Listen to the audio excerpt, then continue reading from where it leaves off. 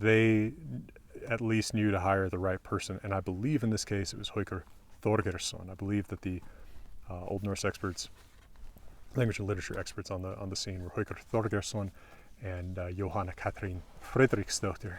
And we will actually have an interview on my Patreon channel live on May 1st with Jóhanna Katrín Friðriksdóttir about her work on this movie, so maybe she'll be able to tell us more about this.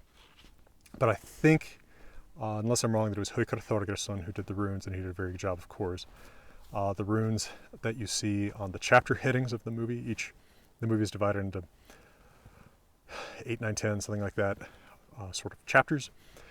Each one is introduced with runes on the screen, which are in Younger Futhark, which are the accurate, realistic, Viking Age runic alphabet that would have been used during the time this movie is supposed to take place, which I believe was in the late 800s, maybe to early 900s AD.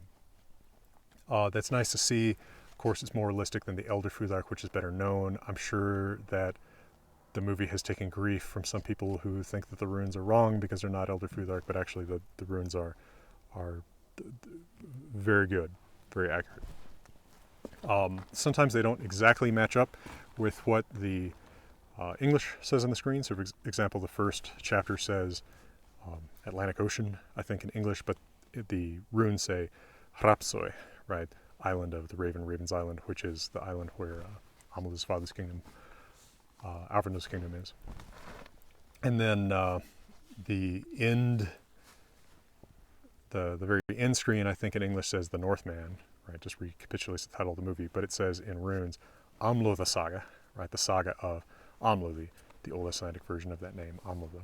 So neat little touches if you can read runes. Or the Land of the Rus, it says that in English, but then in Old Norse it says Garðaríki, which is the Old Norse name for the Land of the Rus, the areas speaking Old East Norse in Eastern Europe, modern day Ukraine, Russia, where actually I would expect more of the people who speak Old Norse, but whatever. That's a minor quibble with the movie, maybe.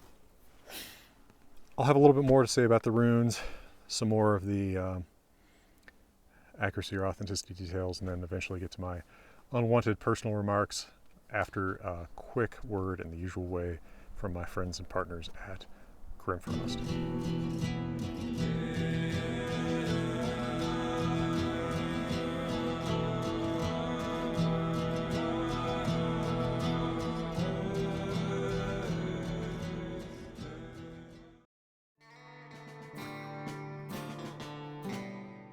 All right, we've now hit most of the high points and we're descending the mountain a little bit now.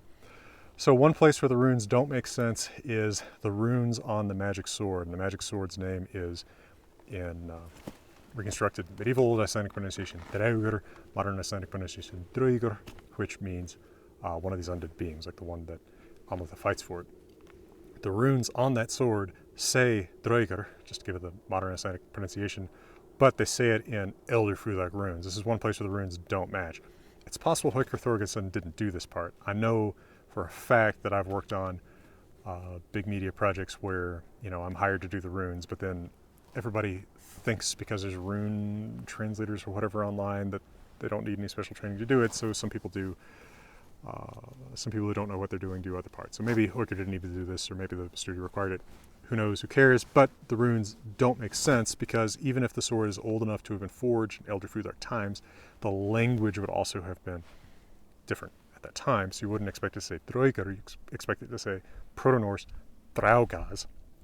So that's an anachronism and something that I thought was could have been done much better.